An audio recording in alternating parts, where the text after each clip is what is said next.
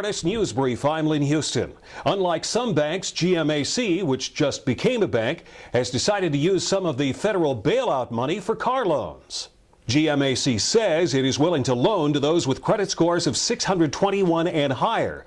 Before GMAC's designation as a bank, the previous standard was a credit rating of 700.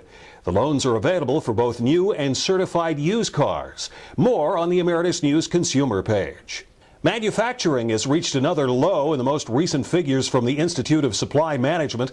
New orders have contracted for the last 13 consecutive months and are at the lowest level on record going back to January of 1948. Order backlogs have fallen to the lowest level since the ISM began tracking that in January of 1993. A survey from the Congressional Budget Office shows that those who did lose a manufacturing job experience longer spells of unemployment and a greater loss of income. Both of those stories on the Emeritus News business page. And the CBO says that the cost of medical care itself is responsible for taking a greater share of the U.S. gross domestic product, not aging baby boomers. The CBO survey says federal spending on Medicare and Medicaid will increase from about 4% of the GDP this year to nearly 6% in 2019 and 12% in 2050. Most of that increase will result in growth in per capita costs rather than from the aging population. More on this story on the Emeritus News healthcare page.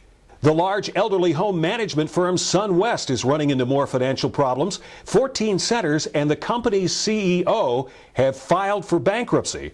But SunWest Management says its company has not filed for bankruptcy. 7 of the centers have been sold under pressure from the General Electric Credit Corporation. SunWest Management says the bankruptcy filings will not affect the quality of care. More information on the Emeritus News healthcare page. And the 111th Congress is set to begin next Tuesday. On the agenda for immediate action, a financial stimulus bill, cabinet confirmations, and Senate controversies over President-elect Obama's Senate replacement and the possible Senate filibuster over the Minnesota Senate race.